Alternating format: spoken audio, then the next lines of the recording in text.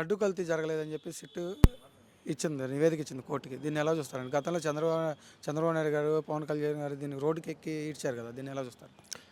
జగన్మోహన్ రెడ్డిని అవమానపరచాలని ఆ రోజు టెంపుల్లో చేసినటువంటి ఈ చంద్రబాబు, లోకేష్ తర్వాత ఈ పవన్ కళ్యాణ్ గారు చేసినటువంటి విపరీతమైనటువంటి ప్రచారాన్ని అంతా కూడా తిప్పికొడుతూ వీళ్ళకి వ్యతిరేకంగా కోర్టు తీర్పిస్తే ఈరోజు వాళ్ళను జగన్మోహన్ రెడ్డి అటు తిరిగి ఇటు తిరిగి ఎటుపోయినా కోర్టులు వాళ్ళని తప్పలు పట్టినా ఈరోజు మళ్ళీ ఏదో విధంగా జగన్మోహన్ రెడ్డికి రుద్దనీకి వీళ్ళు ప్రయత్నం చేస్తున్నారు.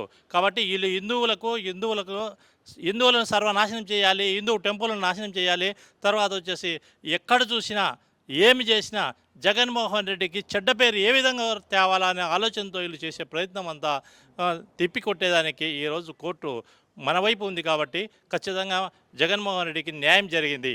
ఎందుకంటే ఇది లేకపోతే ఈ పంది కొవ్వో, జంతువుల కొవ్వో, అది ఇది కల్తీ అని వీళ్ళు చేసినటువంటి ఈ పవన్ కళ్యాణ్ అయితేనేమి, చంద్రబాబు అయితేనేమి, లోకేష్ అయితేనేమి, వీళ్ళ ముగ్గురిని ఈరోజు ప్రజలంతా ఎక్కడ చూసినా ఇంత చండాలమైనటువంటి హిందూ మతాలను వీళ్ళు రెచ్చగొట్టి జగన్మోహన్ రెడ్డిని తిట్టియాలనే ఉద్దేశంతో చేసినటువంటి ప్రయత్నాలన్నీ విపులమైనవని నేను మనం చేసుకుంటున్నాను.